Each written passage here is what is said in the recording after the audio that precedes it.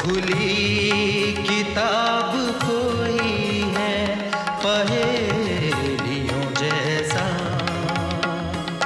कुछ देखे कुछ अनदेखे, कुछ जाने कुछ पहचाने, पास आएंगे आएंगे हम आपको और आप हमें जान जाएंगे। रूबरू रूबरू रूबरू। नमस्कार, रूबरू में आपका स्वागत है। आज हम आपकी मुलाकात एक ऐसी पर्सनालिटी से करा रहे हैं जो खेल के मैदान में अपनी फ्लाइट डिलीवरीज से दुनिया के बेहतरीन बल्लेबाजों के विकेट उखाड़ चुके हैं, वहीं मैदान के बाहर अपने स्टेटमेंट्स की फ्लाइट से तमाम कंट्रोवर्सीज क्रिएट कर चुके हैं। अपनी ईगो के कारण इन जनाब की देश के हाई प्रोफाइल बैट्समैन से अक्सर क्लैश होता रहता है।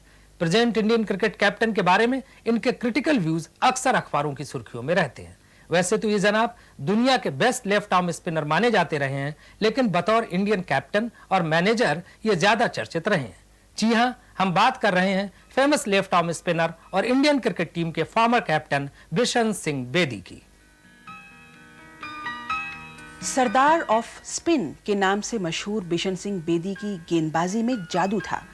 लेफ्ट आर्म से फेंकी गई इनकी गेंद हवा में टर्न होकर जब पिच पर गिरती तो बैट्समैन के लिए गेंद की स्पिन को समझ पाना मुश्किल हो जाता। नतीजतन दुनिया के चोटी के खिलाड़ी भी फॉरवर्ड शॉर्ट लेग में कैच उछालकर अपना विकेट खो देने के लिए मजबूर हो जाते।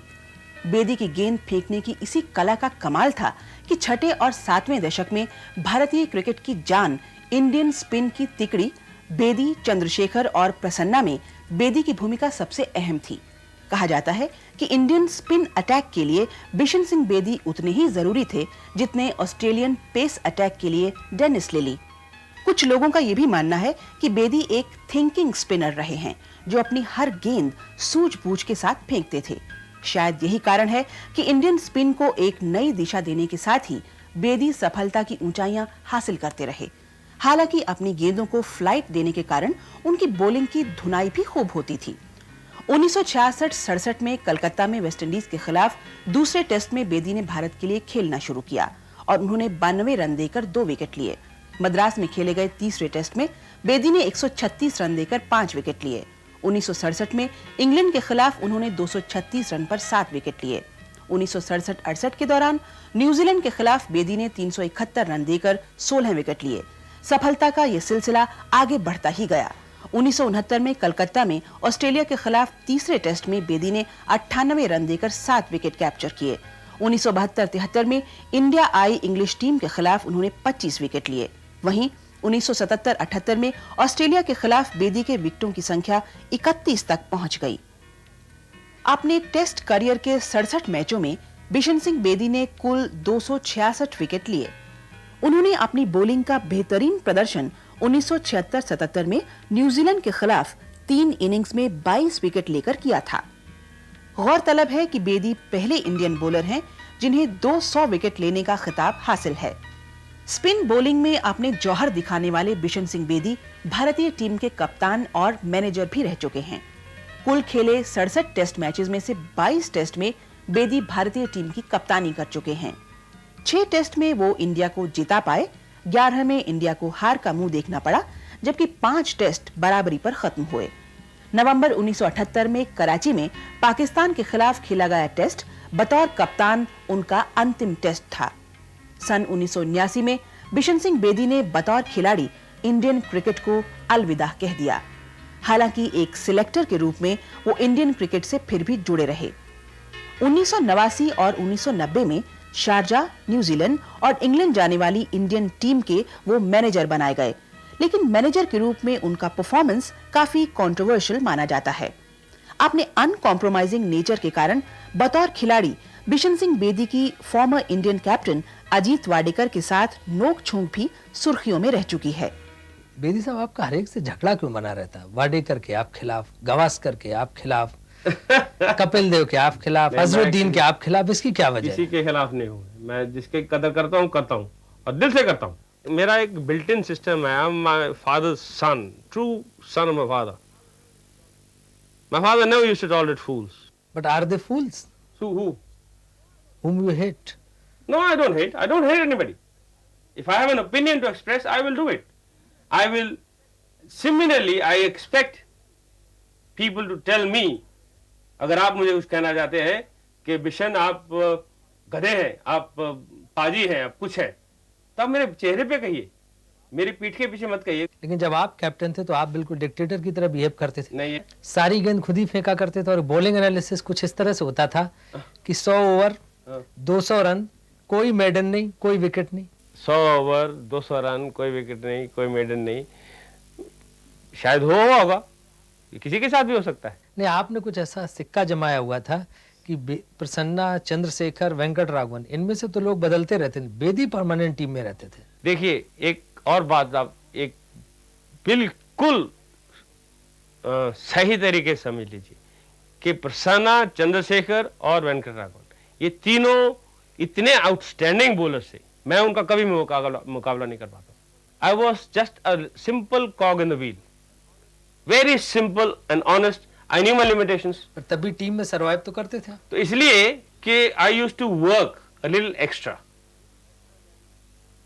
Extra than most of the natural cricketers like Abid Ali या एकनाथ सोलकर। वाडेकर से आपका क्या इतना ज्यादा तनाव बना रहा और वाडेकर ने आपको बहुत कम खेलने के मौके दिए? वाडेकर भी एक ऐसा हादसा था जो कि कास्टिंग बोर्ड के ऊपर बना था कप्तान, टाइगर पटोडी को हटाया गया था तो उसको बनाया गया था। 3 सीरीज लगातार जीते अंडर अजीत वाडेकर, है। और आप इमेजिन करोगे कि अगर 3 सीरीज जीते तो यार ये खुद कुछ अचीवमेंट है। But what did the players get out of it? Did the captain ever say a word about it to the board? Never. Wadekar को आप अच्छा मैनेजर नहीं मानते? अच्छा मैनेजर या अच्छा कप्तान उसको मैं तब मानूंगा जब वाडेकर बम्बई की टीम को मैनेज करके रणजी ट्रॉफी जिता के दिखाए। आपके बारे में कहा जाता है कि आप बहुत शॉर्ट टेम्पर्ड हैं। अखबार वालों ने लिखा कि एक बार जब न्यूजीलैंड में इंडियन क्रिकेट टीम हार गई और आप मैनेजर थे तो आपने कहा कि सारे हिंदुस्तानी खिलाड़ियों को पैसिफिक ओशन में फेंक देना चाहिए। ऑस्ट्रेलिया को हमने बॉल आउट किया था 150 से कम रन करने से, और हम 150 रन नहीं कर पाए। और उस वक्त जब मैंने प्रेस से बात की थी तो उस वक्त मैंने कहा था प्रेस को कि आज अगर कोई हिंदुस्तानी खिलाड़ी जो है अपने आप को पैसिफिक में कूदना चाहे तो मैं उसको रोकूंगा नहीं। तो इसका मतलब नहीं है मैं सारी टीम को पैसिफिक में फेंकना चाहता हूँ। If the media wants to go to town saying that Bishan Bedi wants the entire team to drown itself in Pacific, well, good luck to them. It's their sense of understanding. I can only say it's bloody stupid yellow journalism, nothing else. तो बिशन, ये Pakistan tour के बाद आपको क्यों हटा दिया गया था कैप्टनशिप से? क्या वजह थी? देखिए, ये भी एक बड़ा अच्छा इंटरेस्टिंग किस्सा है कि पाकिस्तान टूर हम जब गए थे तो वो तो एक गुडविल ट्रिप था। मुरारजी भाई ने डिसाइड किया कि पाकिस्तान के साथ ताल्लुक जो हैं, पॉलिटिकल ताल्लुकात जो हैं वो सुधारने चाहिए, और the best way to do it is cricketers को भेजो।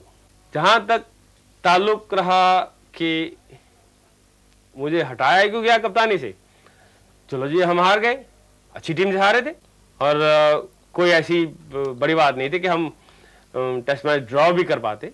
जीतने का तो सवाल ही नहीं था। उन्हीं दोनों इंदिरा गांधी चिकमंगलूर से इलेक्शन जीती थी और आपने उनको वहीं से बधाई का टेलीग्राम भेजा था, इसी वजह से आपको ड्रॉप किया गया। Telegram that was on a very personal level, क्योंकि हम जब ऑस्ट्रेलिया में पहली दफा जीते थे मेलबर्न में, तो जो पहली टेलीग्राम हमें मिली थी वो मिसेस गांधी की मिली थी। तो मैंने फिर महाराजा बड़ौदा से बात करके मैंने कहा देखो, I think we owe it to her, she is one in Chikmagalur, तो we should send her a telegram saying congratulations. अगर वो टेलीग्राम ही है जो कि मेरी कप्तानी को डिसाइड करे, तो अब ये बताइए डबल स्टैंडर्ड्स कहाँ पे हैं? ये बताइए किस बैट्समैन ने सबसे ज्यादा धुनाई आपकी की? अरे बहुत ने की, एक ने थोड़ा। जहाँ भी देखो हम धुनाई खाने के लिए तो थे। स्पिनर्स जो हैं उनका काम है जूते खाना। मेरे 2 शौक है, एक जूते पहने, एक जूते खाने। लोग कहते हैं कि बिशन सिंह बेदी ऐसे अकेले क्रिकेटर हैं जो लोगों को खुल के गालियां देते रहते हैं। गाली नहीं मैं देता, मैं इतना मूर्ख नहीं हूँ। अगर मैं गाली देता तो मैं तिहाड़ जेल में ना होता किरण बेदी के पास। रेफॉर्मेशन के लिए। तो अगर if I have an opinion, a conscientious opinion, and if I don't express it, I'm not my father's son. भले कोई नाराज हो जाए। नाराज हो तो हो, मेरा काम ये नहीं है कि आपको मैंने प्लीज करना है। गवास्कर ने कई बार कमेंट्स में कहा है कि बेदी के बिहेवियर में डुप्लिसिटी है, एरोगेंस है, डबल स्टैंडर्ड्स हैं। कहा होगा शायद, उनकी ओपिनियन है। तो हम एक आज़ाद मुल्क में पैदा हुए हैं, we got a freedom of expression. तो इसका मतलब ये नहीं कि मैं उसको कहूँ कि उसके एक ही स्टैंडर्ड है, मगर मैं उस लेवल पे स्टूप नहीं करूँगा। मैं उसको इंडियन क्रिकेट का अभी भी खुदा मानूंगा, minus his intense involvement with money.